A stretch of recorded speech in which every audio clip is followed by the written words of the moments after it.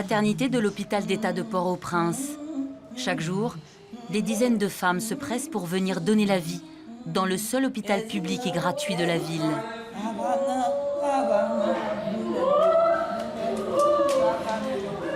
En salle de naissance, pas d'eau courante, pas d'intimité, pas de péridurale et un personnel débordé.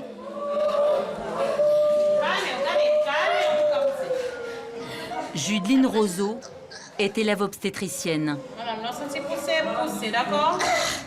Elle assure des gardes de 36 heures toutes les 48 heures.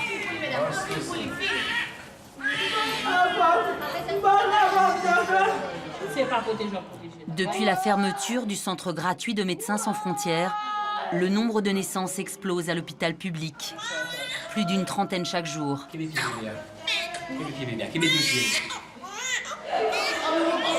Parfois, on accouche même dans les couloirs. La maternité, entièrement détruite par le séisme de 2010, est toujours dans des locaux provisoires et inadaptés.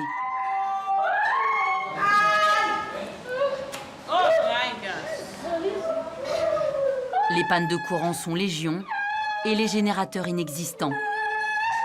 Alors, on accouche souvent à la lumière des téléphones portables.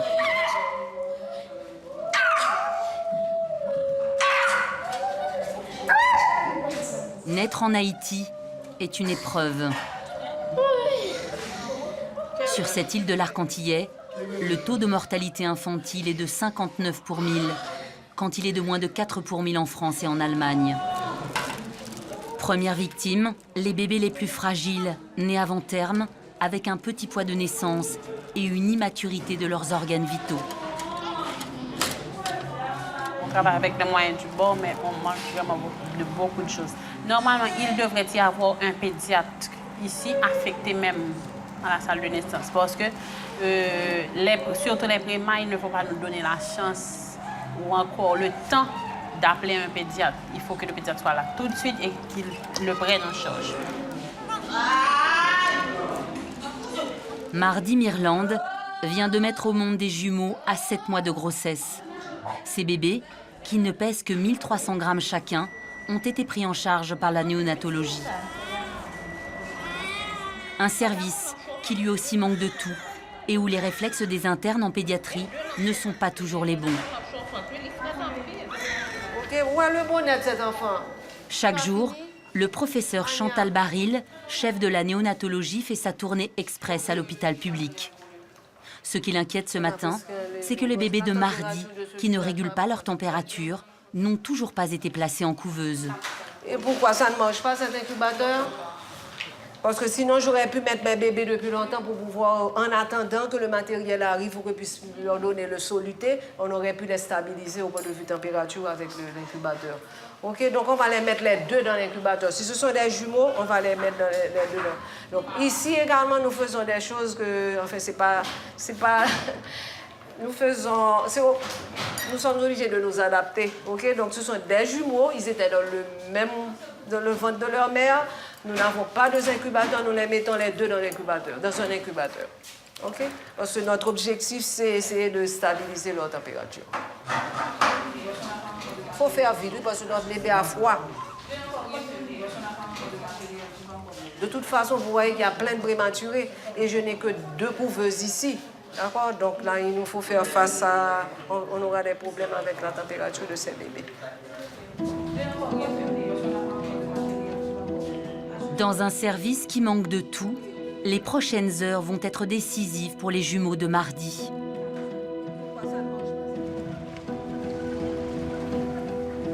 Huit ans après le séisme ravageur qui a fait plus de 200 000 morts, Haïti peine à se remettre debout et ses infrastructures à fonctionner.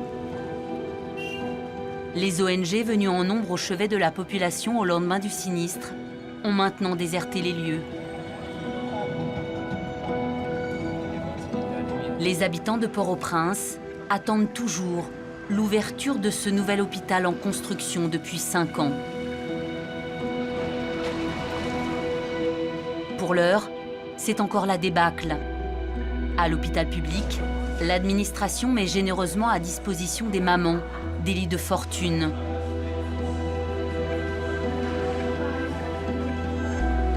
Les parents des 2 jumeaux, Mardi et son mari Eugène Mirland, y ont trouvé une place, mais pas beaucoup de compréhension ni de réconfort. Hier soir, après l'accouchement, j'ai ressenti une grande douleur au ventre. On est venu me chercher pour me dire que mon bébé avait des problèmes respiratoires. Et après ça, on m'a dit qu'il était mort.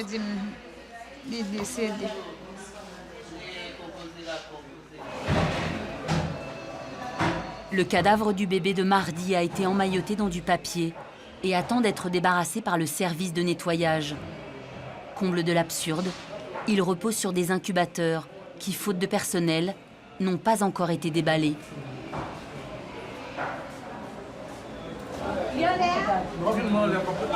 Le lendemain matin, le professeur Baril passe faire sa visite. Pour elle, ce décès aurait pu être évité. Donc lui-même, il est assez stable. Sa saturation est à combien? Je pense qu'il a traîné un petit peu trop longtemps. Voilà, et au dehors. Parce que ce qui est arrivé, c'est que nous n'avions pas d'incubateur allumé. Ça a pris du temps. Et le temps est très précieux pour ces enfants. D'accord? Donc, en principe, comme je le demande toujours dans l'unité, il faut qu'il y ait toujours, les incubateurs doivent être toujours branchés, de telle sorte qu'un enfant arrive, on le met et on réalise tous les gestes à l'intérieur de l'incubateur. Nous n'avons pas fait cela. L'enfant a traîné sur la table, le temps pour lui mettre le soluté et tout ça, donc ça a aggravé son pronostic. Il y a un problème de matériel, c'est vrai, mais je pense que la prise en charge n'a pas été faite de façon trop stricte. Donc, c'est pas brillant. Donc, oui, qu'est-ce que tu disais? Le 2e bébé de Mardi présente à son tour des problèmes respiratoires. Mardi ne l'a toujours pas vu dans le service décrépit de néonatologie.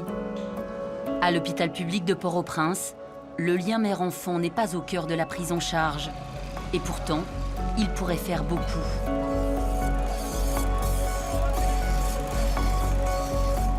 En Haïti, dans le désordre et la misère, certains prématurés survivent. Ils ont eu la chance d'une prise en charge plus efficace et humaine.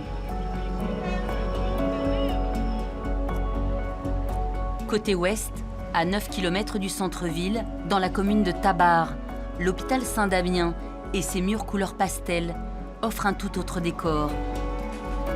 C'est le seul hôpital pédiatrique de tout le pays. Subventionné par des fonds italiens, la maternité est dotée de 8 incubateurs modernes. Pourtant, même avec cette technologie de pointe, on met l'accent sur le lien mère-enfant pour sauver la vie de ces bébés prématurés.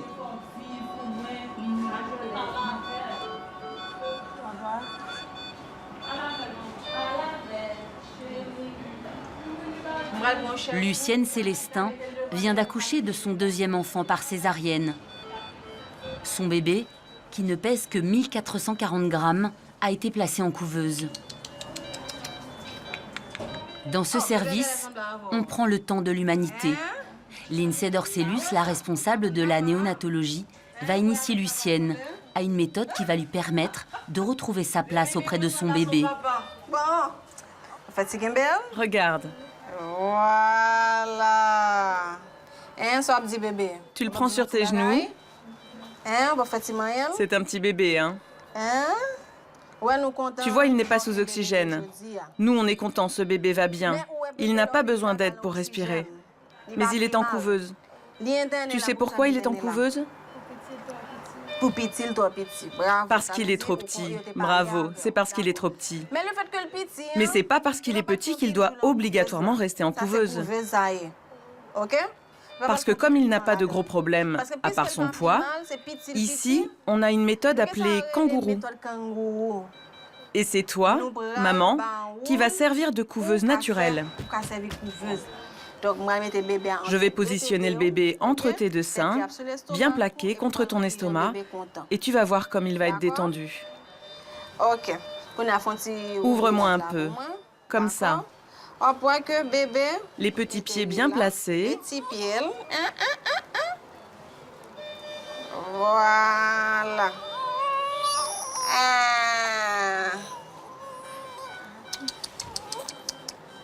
Ça va. Kembel non, maman, avec mes ça. Ou bien Kembel? Tiens-lui bien les fesses avec la main. Bien.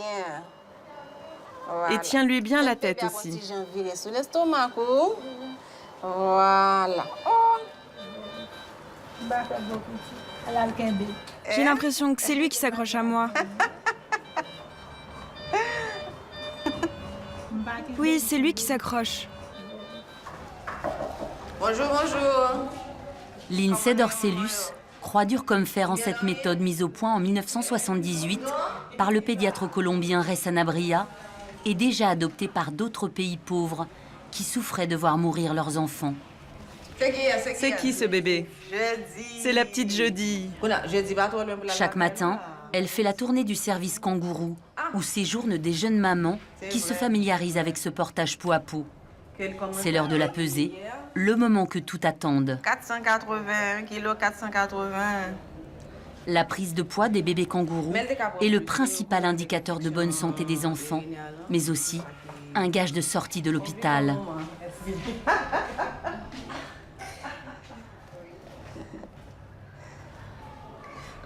Combien il pesait hier?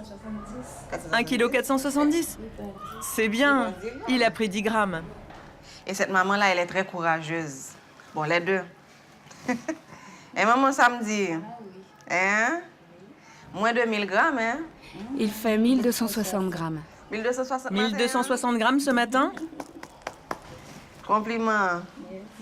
Lorsqu'on commence justement avec la méthode kangourou et que ces mamans-là prennent confiance et qu'ils mettent ces enfants-là en position kangourou, donc avec la chaleur et la disponibilité justement de ce lait maternel, rapidement ces enfants-là prennent du poids et ces mamans-là voient qu'ils peuvent arriver à sauver leur bébé.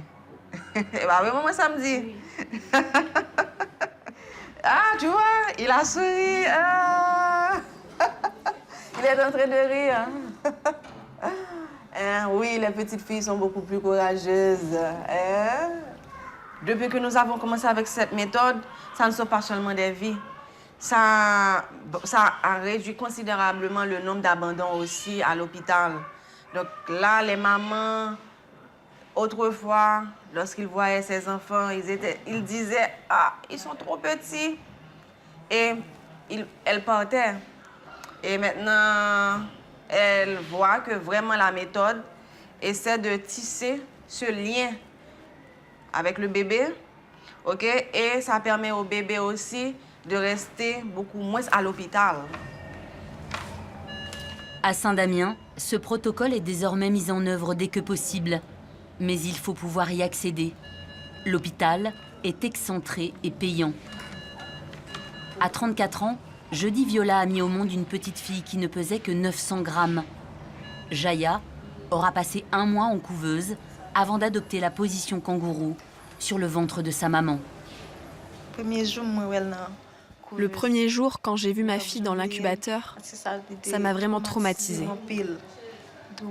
Elle était si petite, et si elle n'avait pas été sous oxygène, elle serait morte. Ce moment-là, je ne l'oublierai jamais. Et aujourd'hui, c'est moi qui sauve mon bébé. Sa vie dépend de moi. Je n'ai plus besoin d'un incubateur pour la réchauffer. C'est moi qui lui donne de la chaleur, moi qui donne tout mon temps pour la sauver.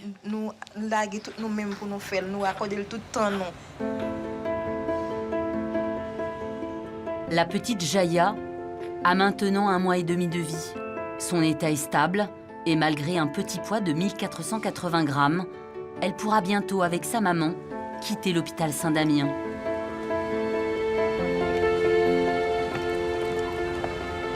Nadi et sa famille vivent à Péguiville, sur les hauteurs de Port-au-Prince, une banlieue dite bourgeoise, épargnée par le séisme de 2010.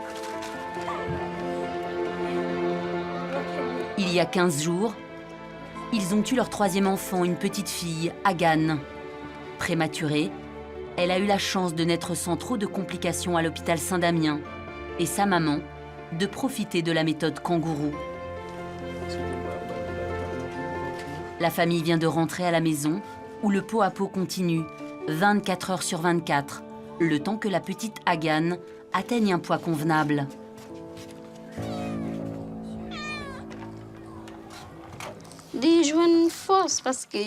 Depuis qu'on est rentré, on est vraiment heureux. Et même le bébé est bien. Grâce à la méthode kangourou, Agan continue à prendre du poids. Moi, en la portant comme ça, je la réchauffe. On est loin de l'hôpital et des infections. Et je lui donne tout mon amour. Ils ont commencé à manger avant de faire leur prière. C'est pas comme ça qu'il faut faire. Il faut prier, remercier le Seigneur et ensuite commencer à manger. Merci Seigneur pour la nourriture que tu nous donnes. Mais sauver la vie de la petite Agan a coûté aussi beaucoup d'argent à la famille. Pour bénéficier de la technologie de l'hôpital Saint-Damien et sauver sa fille, Nadi, qui est maçon, s'est endetté. J'ai dû emprunter de l'argent à des amis et je vais devoir encore travailler 2 mois pour les rembourser. Mais le plus important pour moi, c'était de sauver la vie de ma femme et de ma petite fille. La santé, ça n'a pas de prix.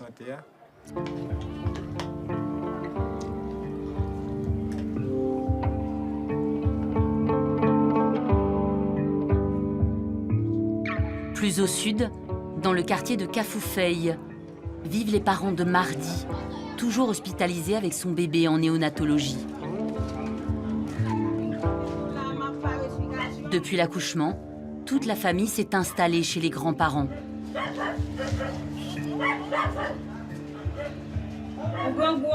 Tu as faim? Tu veux que ta sœur te descende à manger? Dit-on, il faut te préparer à partir à l'hôpital, à porter à manger à ta sœur.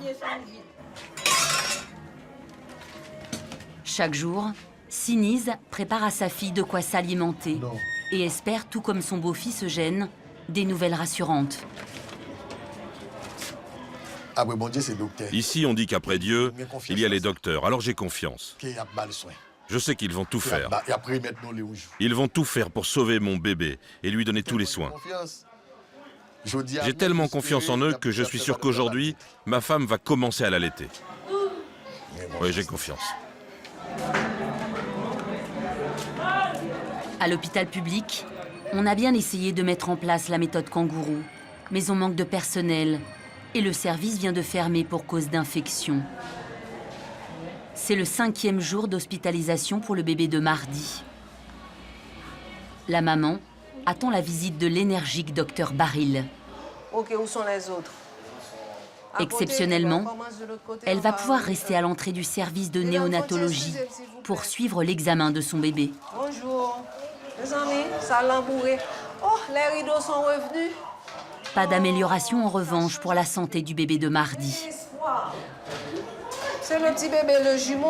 Oui, le jumeau. Ouh, il paraît maigrichon, hein? Qu'est-ce qui se passe? Il n'a pas l'air d'aller bien du tout. Comment il a passé la nuit? Il respire, mais je te dis que l'enfant n'a pas l'air d'être bien. Tu veux me donner ce qui s'est passé pendant le week-end, la fin de semaine, s'il te plaît? À la naissance, le bébé de Mardi pesait 1300 grammes. 1110 grammes, c'est bien ça? 1,1 kg. Il pesait combien avant? Regarde le dossier pour voir la perte de combien de pourcentage que c'est. Ok. Tu vois qu'il est membré, le bébé, tu ne vois pas? Il est subictérie. Il est membré. Oh, je n'aime pas son évolution là du tout. Ok, allons le mettre tout de suite en un incubateur. Les urines sont claires, les urines sont foncées. Comment sont les urines, docteur Fils? Le docteur Baril soupçonne une surinfection. L'enfant, déjà sous antibiotiques, doit prendre un nouveau traitement. Donc il me faut la bilirubine de toute urgence. OK? Comme il est de rigueur à l'hôpital public, c'est Mardi qui doit aller acheter le traitement pour son bébé.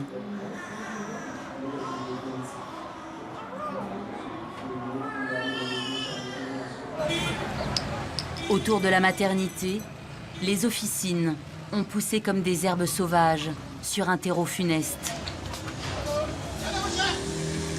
Tenez, j'ai une ordonnance pour des médicaments. Les remèdes, périmés, contrefaits, le plus souvent détournés, sont vendus à la tête du client. Combien ça va me coûter, ça? Je suis pressée. Quoi? Rends-moi mon ordonnance, c'est trop cher.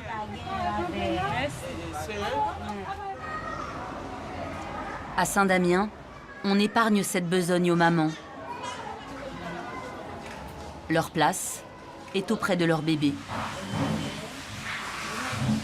Jeudi est un peu inquiète. Les derniers examens du bébé ont révélé une petite infection.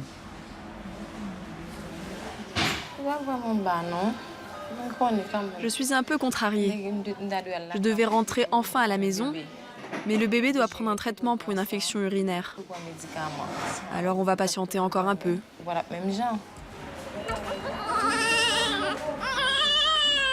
Pour d'autres, c'est l'heure de la sortie. Christella est née grande prématurée. Elle ne pesait que 860 grammes. Mais elle a eu la chance de naître à Saint-Damien et de profiter de la méthode kangourou. Bon maman, tu n'oublies pas, quand tu seras chez toi, tu appliques les mêmes règles d'hygiène. Tu te laves régulièrement les mains, tu ne tousses pas sur lui. Quand le papa rentre du travail, il faut qu'il change ses vêtements et qu'il se lave aussi les mains avant de toucher le bébé. C'est important. Si tu es chez toi et que tu as le moindre doute avec le bébé, si tu le vois enrhumé, si tu le vois encombré, s'il tousse, tu reviens tout de suite à l'hôpital. Et surtout, tu le gardes bien contre ton estomac, avec le kangourou. D'accord ? Nanoz aura passé 2 mois à l'hôpital avec son bébé. Mais c'est chez elle maintenant qu'elle va continuer à le couver.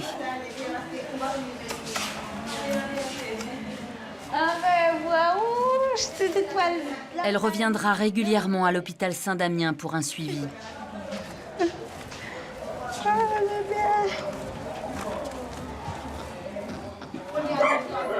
Mardi est également rentrée chez elle, mais sans son bébé. Il est décédé quelques heures seulement après avoir commencé son traitement.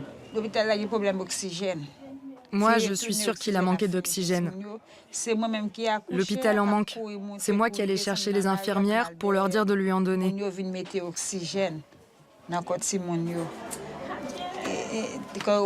Les infirmières ne se sont occupées ni de moi ni de mon bébé. À l'hôpital, même quand vous avez mal, que vous dites que vous souffrez, on ne fait rien. On n'a aucune considération pour vous.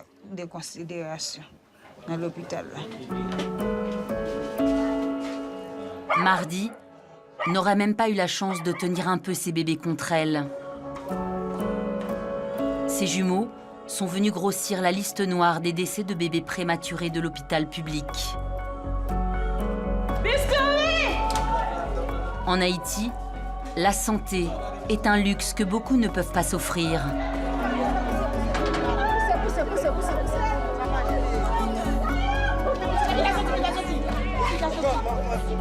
Mais la vie est là, au cœur des ruines. Trop brève parfois, incroyable aussi de temps à autre.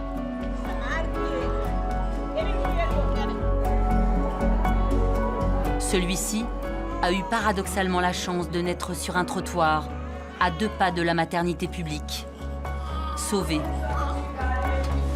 Malgré tout, Haïti continue à vivre.